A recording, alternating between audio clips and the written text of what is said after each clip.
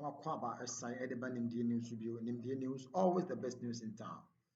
In same Brunana, say Koso Ebio, Ghana, Amai Muhammad Catcher say for politics and governance. Dear, Odin Nimdia News are nowadays.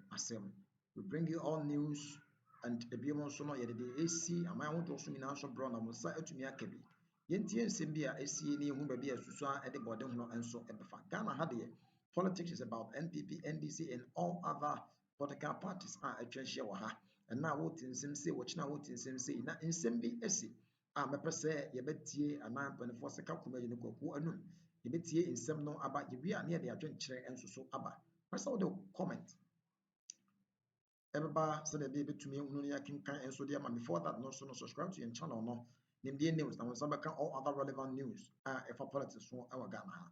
Yentin see me emergency, na press out the adventure and so ever to you. Yentimra, Yabba, the Rubian and Masaka. That has been entered by the Attorney General, and in our jurisprudence, the nolli prosequi is not questioned, and the Attorney General is not entitled to explain to any court, any judge, why he doesn't want to continue a case. But this Attorney General has decided to do something which is very good, that we have applauded, and we understand that on Monday he's going to be giving explanations as to why Dr. Dufour, his son, and the 6 others who were in this criminal trial over the 5.7 billion Ghana cedi, loss, will no longer be prosecuted. Let's quickly hear a couple of people who disagree on the arrangement, and then I'll come to you, Professor Bochi.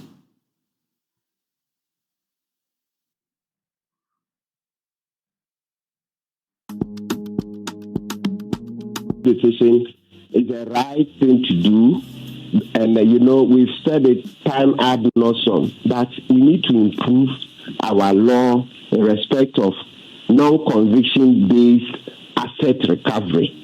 This is one of them, okay, even though we've not written it out in law, but practically this is what we call non-conviction based asset recovery. You see, most of the time when we insist on convicting the person first before we recover, it takes years, because you see, these people are often strong people, rich. They get the best lawyers in town, and they can, let me put it crudely, once in a while we have to say it that way. They can get lawyers to delay, okay, and eventually the cases don't end in a conviction. You see, and so then we lose everything. So this is what we call half a loaf is better than none. Now, but Martin, talking about half a loaf is better than none. People say the AG has entered the nolli prosequi. The normal narrative will be that if you want to play mischief, you would probably put it this way: that once there is 60% recovery of the amount lost of the state or alleged to have been mismanaged, it serves to encourage other future possible tests, cases to perpetuate itself, simply because the people within that space would find it more motivational and beneficial to steal so much, with the hope that they'll make away with about 40% of the amount allegedly inflicted on them as having been stolen. These are normal narratives that you may have from people who don't want to play mischief.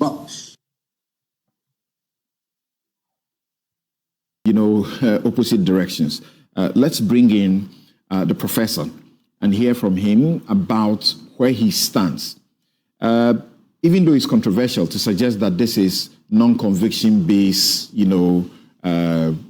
whatever it is, because this is not. Professor Bochi.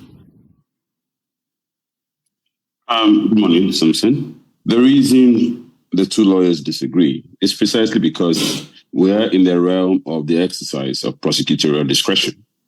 When discretionary power is invested in someone, that person has the right to exercise judgment. And when people exercise judgment, it is not unusual to have third parties affected or third party commentators disagree on the basis for the exercise of that discretion. to take its course, but the fundamental premise is for us to just reduce things to the barest minimum, and that is in the exercise of prosecutorial discretion, like all discretionary authority under the Constitution. Two key provisions of the Constitution regulates the exercise of discretionary authority. But these two provisions agree on one fact, that the exercise of discretion is not unregulated, it is not unrestricted, and it shouldn't be capricious. And so when a person exercises discretionary authority and we do challenge that, we have to benchmark it against the provisions of Articles 23 and 296. And we would have to challenge it by showing that it is unreasonable. If we are not able to establish that, then we cannot impeach the exercise of the discretionary authority. The point I'll make at this stage is for us to remember that when an Attorney General decides to exercise the power of nolle prosequi, which forms, among others, like withdrawal, part of the exercise of that prosecutorial discretion, there is always the liberty to recharge the person. There's always the liberty to come back on that. And so it's not as if this is foreclosed for the rest of all time. It is possible that in the future, the Attorney General, this same Attorney General, or some other Attorney General, might decide to reopen the case in respect to the same facts, and the processes might go underway. So the point I'm just trying to stress is that the fact that the Attorney General has come to a conclusion that the circumstances warrant a discontinuance of this case, that there are justifications that back a decision not to prosecute the formerly accused person involved. One can only comment on these, but the authority is vested in the Attorney General. And as I indicated, if we want to impeach it in terms of our own commentary, we'll have to establish that it is unreasonable. So the key question is whether the exercise of the authority is unreasonable. Where do you stand? That we have a matter in which the state is said to have lost in excess of 5.7 billion in respect of this particular case. Then the Attorney General makes a decision that because we have recovered 50% of that money, he's comfortable not pursuing this matter any further. So the 60% will be about 3.4 billion. And then the question is, who is taking up the 2.28 billion that will be left? So let me state one pro and one con, and then I'll indicate what my position is or what I think my position is in this matter. So the pro is this. First of all, when a court or an Attorney General is making decisions on the preference of charges or the determination of guilt on a person, one of the key factors that are considered is the issue of scapegoating, whether or not the offense, the person is a repeated offender, and in this context, whether or not anybody has even been punished in respect of a similar behavior in the past. It would seem that there is a sense of scapegoating here, i.e., even if this had happened in the past, perhaps there hasn't been a prosecution, or perhaps there hasn't been, the state hasn't chased after this to ensure that there's a refund. So the accused person involved may perhaps be facing a scapegoating scenario, being scapegoated for the first time to demonstrate the state's resolve not to tolerate this moving into the future. And for scapegoat purposes, one is confronted with both punishing harshly to make a statement that this shouldn't happen again, but also one is confronted with the reality that this person is truly the first person being punished. Not only is there no template, but this person, unfortunately, is being used as a scapegoat. So should not unnecessarily be unduly punished. These considerations can pull a decision maker in different directions, and the Attorney General will have to make a consideration of whether or not the person should not be unduly punished, given the fact that he's the first person to face similar charges moving forward into the future. So I suspect that the AG might have confronted this, the fact that we haven't had anybody facing a similar punishment in the past, and so we shouldn't unnecessarily, unjustifiably punish him, or rather subject him to a rather high standard when others might have done this in the past and nothing happened. So the scapegoat effect might have weighed heavily on his mind. So that's one proof. If we're talking about precedent, then the point will be that in the bank collapse, matters, the state has incurred in excess of 30 billion Ghana cedis in the cleanup exercise, as the previous government, sought to do. And in those pictures, you will see that our research team put side by side Dr. Dufour and Adu Boahen. Adu Boahen, the Attorney General the state determined that he had a liability of 90 million to pay. He pleaded and was able to pay almost about 40 million. But he's in jail. Well, that's correct. Again, first of all, let's be clear. I do not know the exact considerations that went into the Attorney General's decision-making. I'm only second-guessing him, and I'm just using general principles to make a point. And the point I'm just trying to stress is a person making such a decision, especially in respect of someone who might be facing this for the first time or was among a group of people who faced a similar thing at the same time, we'll consider the scapegoating effect. But the point you've made is equally correct, i.e. the fact that we would have to have a comparator in mind. And the comparator or the comparative framework here, the person involved is probably in jail. If I did hear your figures right, it may seem that Dr. Dufour is paying higher, or rather is paying more than Mr. Adu Boahen currently has paid. And every individual bank and what their liability was.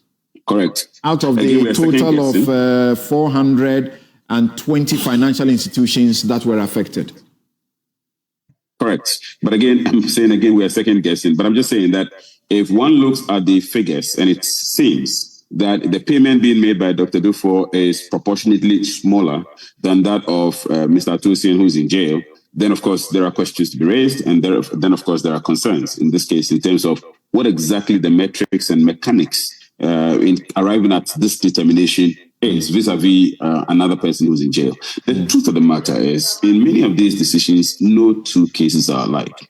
One consideration, for example, that is made by a court in the determination of sentencing, the consideration of extenuating circumstances or the aggravating circumstances. Decision makers at the level of preferencing of charges also make the same considerations, whether or not there are extenuating circumstances. And those extenuating circumstances might, for example, include a consideration of whether the person has shown adequate remorse, whether the person has cooperated or collaborated in the recovery process, whether the person has even, quote unquote, snitched on other persons and therefore helped the state in the recovery of money from other third parties. The point I'm making is there's so much one doesn't know at this stage, and perhaps we might just want to wait and hear from him on Monday. But there's so much one doesn't know at this stage, and there would be a lot of second guessing and a lot of what if, or if X is that, then why has to be this way.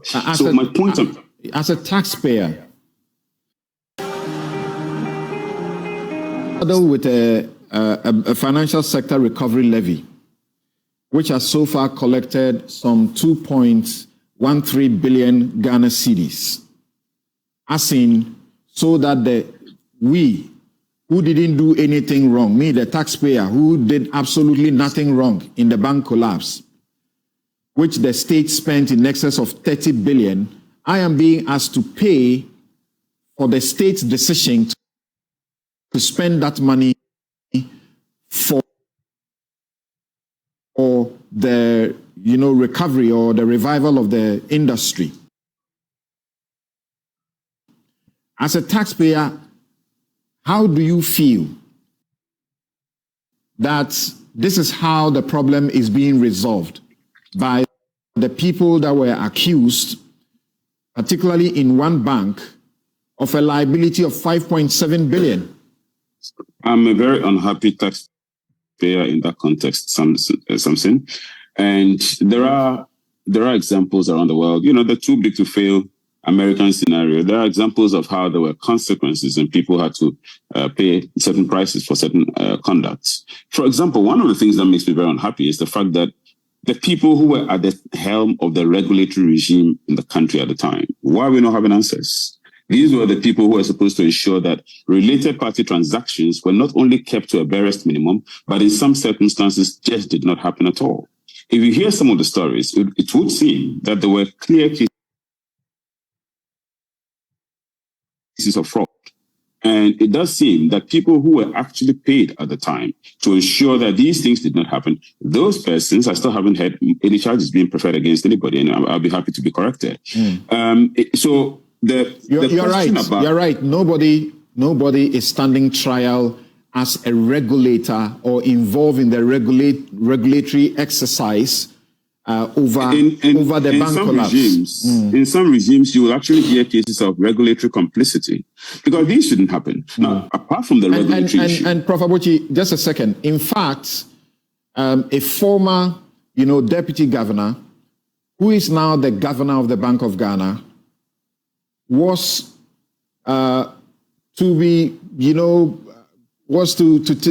answer for some of these.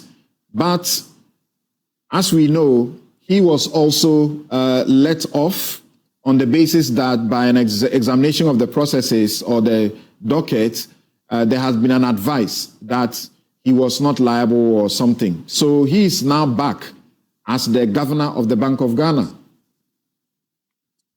Well, as I indicated, look, at this stage, one has to just look at things holistically. From the Attorney General's perspective, the difficulty we have at this stage, and it is a testament of some credit to the current Attorney General that he actually speaks to reasons why he makes decisions the way he does.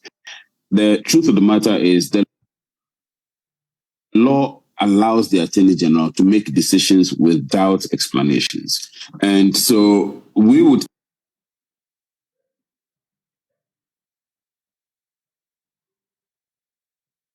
typically not know what informs his decision, in this case, to accept the payment